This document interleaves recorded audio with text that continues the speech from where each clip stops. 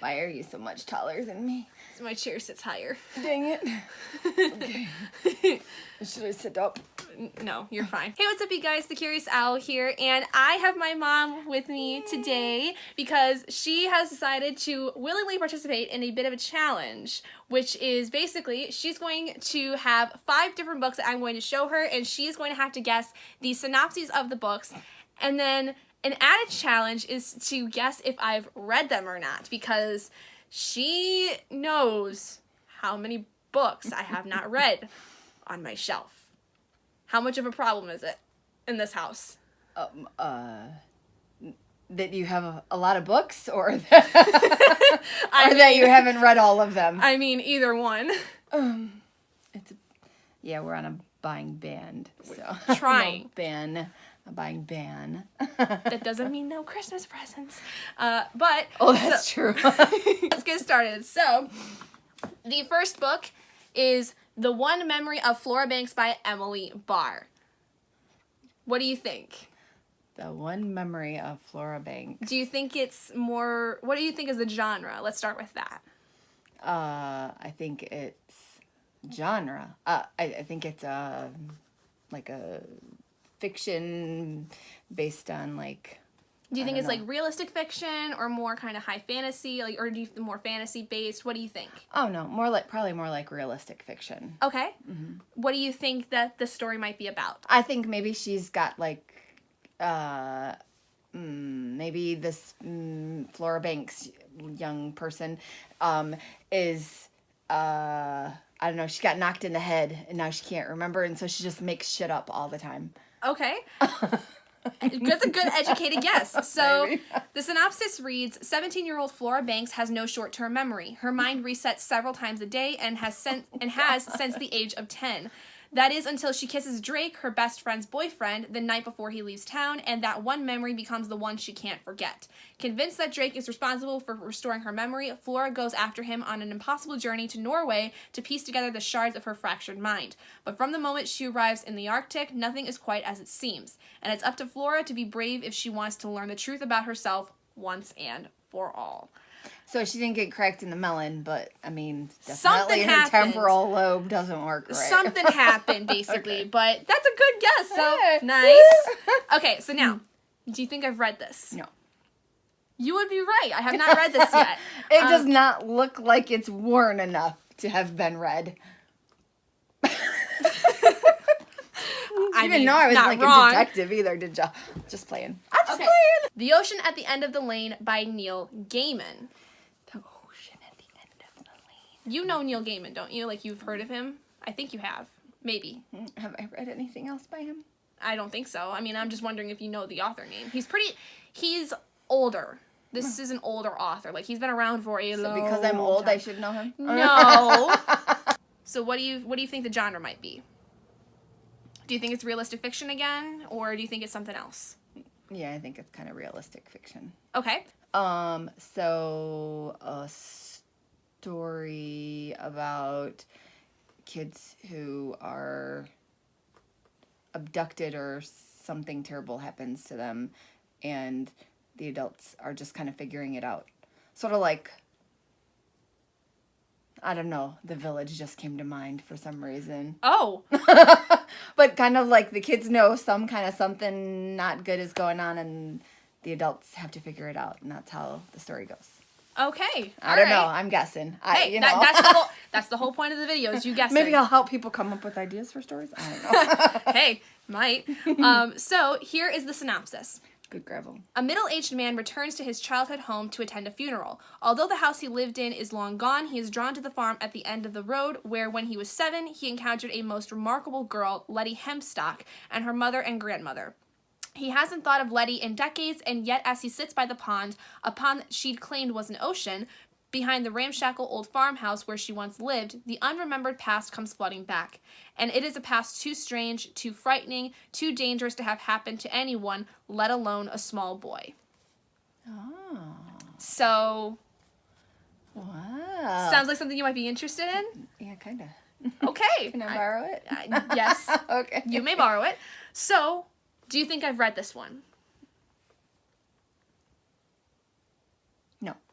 I have actually. Good. This is actually one of the textbooks that I had to read last year for one of my English classes. Gotcha. So I was in a class last semester where we focused on reading more 20th century pieces and kind of reading them to see if they still had any kind of influence on 21st century. So this one in particular, we studied a lot with talking about the idea of memory and selective memory and things of that nature, because a lot of the book is Kinda blacked told out. from flashbacks of this main character, and then a lot of it is kind of fabricated because, especially when you're a kid, like at this age, the age of 7, that he is remembering a lot of this stuff from, kids will tend to fabricate a lot of stuff because either they've been told things about certain events that have happened, or they want to remember things in a more positive light than things actually happened. So we talked a lot about that. And so this was a really interesting book. It's definitely something that I think when you read it, it's a little bit more hard-hitting than I think is expected, and it's very, very short. It's not that long at all, but wonderful story. Book number 3 is Everything, Everything by Nicola Yoon. You might know this one. Didn't they make it a movie? Oh, They did. Yes, They did make it a movie. Okay. Yep. Did you watch the movie? I did not. Okay, so take a stab. I kind of, if I recall, it was like a steppy chick flick, like kind of lovey, romantic something or other. I don't know. I mean, it has romance in it. Okay, all right. From what I That's know, probably why but I wasn't interested in it, because I was like, oh, Yeah. I'm going to go see one of those. Well, here, let me read the synopsis. Okay. Wait, can I tell you if you read it? Yeah. Okay. Do you think I've read it? Yeah, I think you have. I have. And honestly, I really liked it when I first read it. But I think I remember when you read it, though. Oh, okay. Last year sometime. Yeah, about last year. Fall or something like that. Something along those lines. I think I remember when you read it. Yeah, I actually really did like it, but then I started thinking on it a little more, and I don't like it as much, but there were some things that I really did like about it. So here's the synopsis. Live life in a bubble or risk everything for love. My disease is as rare as it is famous. Basically, I'm allergic to the world. I don't leave my house, have not left my house in 17 years. The only people I ever see are my mom and my nurse, Carla. But then one day, a moving truck arrives next door. I look out my window and I see him. He's tall, lean, and wearing all black. Black t-shirt, black jeans, black sneakers, and a black knit cap that covers his hair completely. He catches me looking and stares at me. I stare right back. His name is Ali. Maybe we can't predict the future, but we can predict some things. For example, I, Maddie, am certainly going to fall in love with Ali. It's almost certainly going to be a disaster. Okay. So, to kind of talk about this book, because I have read it like we discussed, it's mostly about this girl, Maddie, who, like we said, she's kind of like the bubble boy of this story. That's a bummer. Which, if you don't know what bubble boy is, you need to go look it up, because it was a huge thing in like the 80s or so, like 80s and 90s. Like, he was this really like popular person because of his condition. But her whole life, she's been told that she can't go outside because if she does, she's likely to die.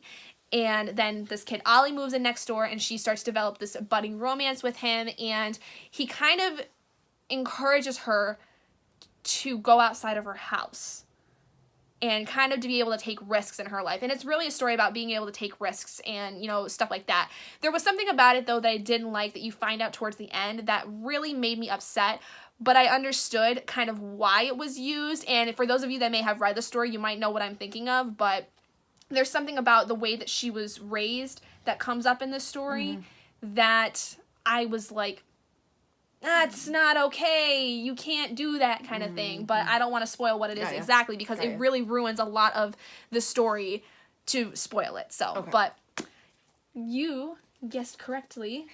Ish, yes. But hey, you did it. Dredd Nation by Justina Ireland. What do you think? Wow. The picture is really kind of cool. I can't tell if that's a weapon in her. It looks like a weapon in her hand. Yeah.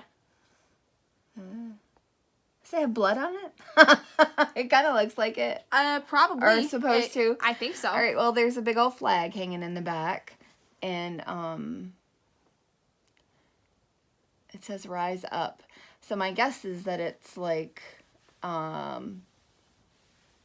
I don't know, maybe like Civil War time frame, and she's not white, bless her heart. She's awfully lovely, but maybe she's a rebel. She's gonna go and lead people to safety and protect them. Okay. I don't know. Hey. Maybe she's like Abraham Lincoln Vampire Hunter. I don't know. That makes me that makes me think about it, because it looks like what do they call those things? Sickle. A sickle that you cut stuff with, All right. So let's take a look at the synopsis. So this says, Jane McKean, Jane McKean was born 2 days before the dead began to walk the battlefields of Gettysburg, Pennsylvania. Right time frame. Derailing the war between the states and changing the nation forever. In this new America, safety for all depends on the work of a few, and laws like the Negro and Native Re-Education Act require certain children attend combat schools to learn to put down the dead. Oh my. But there are also opportunities, and Jane is studying to become an attendant, trained in both weaponry and etiquette to protect the well-to-do. It's a chance for a better life for Negro girls like Jane. But that's not a life she wants. Almost finished with her education at Miss Preston's School of Combat in Baltimore, Jane is set on returning to her Kentucky home and doesn't pay much mind to the politics of the eastern cities, with their talk of returning America to the glory of its days before the dead rose. But when families around Baltimore County begin to go missing, Jane is caught in the middle of a desperate fight against some powerful enemies, and the restless dead, it would seem, are the least of her problems. So my comment in jest about being Abraham Lincoln Vampire Hunter is kind of more accurate. It would seem so. It would seem so. This is actually a new release. Like, this came out earlier this year. Okay. So, do you think I've read it? No, I don't think you would be right. Because this is one that I think it just would take the right time for me to read. Right. But is one that I was very excited about. I like the look of the pages, though. I don't know. Can you? Mom's a deckled edge fan. It looks like a historic. Like, it looks. This is actually a trend going on where either there are these deckled edges to books, or they're spray painted. Mm-hmm. So. Well, then they used to do, a long time ago, there were things they used to, like, you could put your name in it and all that kind of stuff, and it was kind of neat, but it looks old-timey. Beautiful Creatures by Cami Garcia and Margaret Stoll. I think you read this one. Oh, yeah. I've read this one many a time. I'm obsessed. Fuss about the movie, and... Yeah. This one I knew was going to be easy, but I wanted to see if Mom could more so guess the story. Because I have not watched the movie. And don't watch it. It's a travesty. It's her fault. I won't. Don't do it. Okay.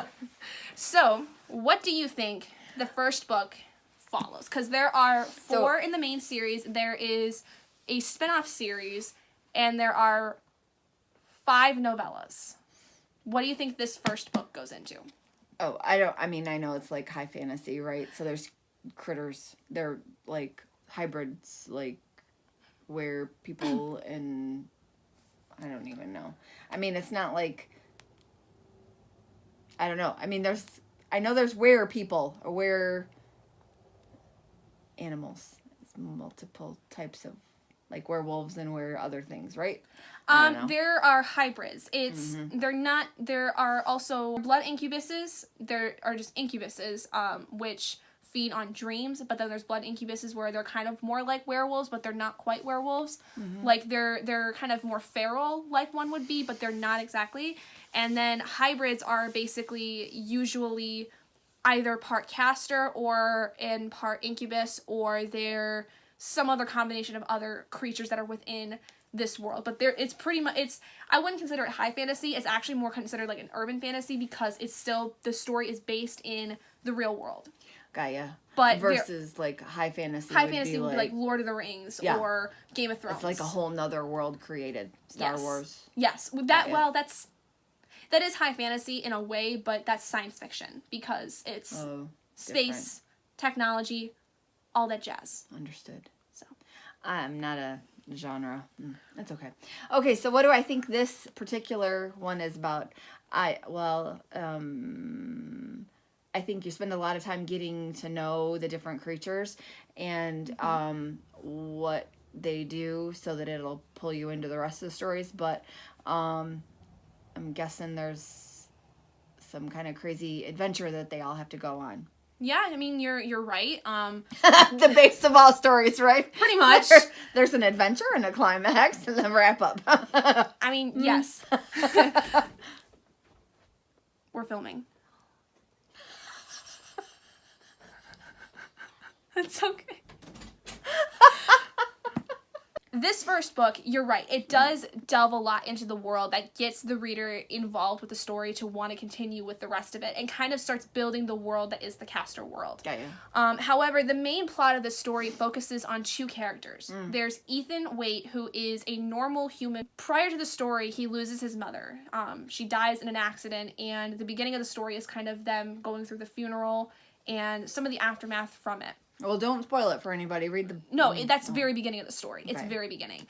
But then there's Lena, who is another character who comes in. She moves to town, basically, and he's got some kind of attraction to her, and there's something to do with the dreams he's having recently, especially after his mother dies, that he sees there's a tie to her, to Lena. Oh, interesting. So it's mostly him trying to figure it out, why that is, and why her. So, to read that synopsis in the back, Lena de Kanye is unlike anyone the small southern town of Gatlin has ever seen, and she's struggling to conceal her power and a curse that has haunted her family for generations. But even within the overgrown gardens, murky swamps, and crumbling graveyards of the forgotten South, a secret cannot stay hidden forever. Ethan Waite, who has been counting the months until he can escape from Gatlin, is haunted by dreams of a beautiful girl he has never met. When Lena moves into the town's oldest and most infamous plantation, Ethan is inexplicably drawn to her and determined to uncover the connection between them. In a town with no surprises, one secret could change everything. Wow. Yeah, there's a lot that goes on with the story, and it's one of my favorites because I think it's just the overall craft of the story and the building of the historical context that's surrounded around it, because a lot of the story does delve into historical context during the Civil War, because this is a town in South Carolina, of all places. So there's a lot of historical background, and that plays into why there's this connection with Ethan and Lena. But it's so good. It's a very vast world, though. Like I said, there's 4 novels in the main series. There's 5 novellas. 4 of them are prequel novellas. There is a spin-off series that there's only 2 books of. It's a lot. Wow. And I'm about to start the last book in the spin-off series, which is completing the entire world that has been written for so far by this duo, this team. And it's a co-writer? Yeah, it's a co-author story. It's a co-authored series. There's Cami Garcia and Margaret Stoll. Margaret Stoll actually just recently, if you've not heard of it, she actually just wrote a Captain Marvel comic. Oh. The Brie Larson, essentially, the female version of Captain Marvel.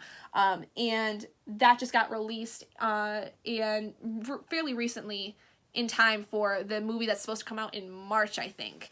Cami Garcia also does a lot of more contemporary stuff. She just released a book called Beautiful Broken Hearts a couple months ago that deals with a toxic, abusive relationship. And there is a very great team. This story is really beautiful, and it's one of my favorites because of it. Honestly, it was pretty much the thing that really got me into young adult fantasy when I was reading this in high school. Because I remember you reading this series, and have you read all of the prequels and all that stuff? Yep, yeah. I've pretty much read everything that has been printed as of yet, and I'm going to start the last book in the spin-off series, which deals actually with 2 minor characters in this series. Okay. It follows Ethan's best friend Link and Lena's cousin Ridley, who's a siren.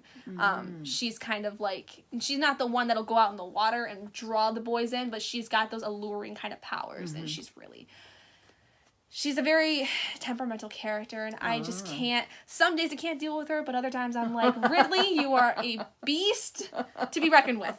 Those are the books that I am going to have my mom do, because otherwise this video would go on forever. Yeah, we could do this all day. We really could, and I don't want to take up more of my mom's time, because I know it's getting a little late here. It's past my bedtime. Probably. But thank you, Mom, so much for joining me in this video. I'm glad that you decided to. Yeah.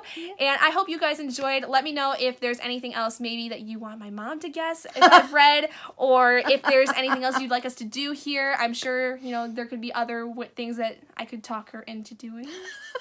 Yeah, probably. But anyway, thank you guys so much for joining me in this video. If you guys did enjoy it, please give us a thumbs up. We'll take it. Thank you. Thank you. She has my back. And if you guys haven't already and you'd like to be, hit that button down below and subscribe to become an owlet in our flock. And I will see all of you guys in my next video. Bye, guys. Bye.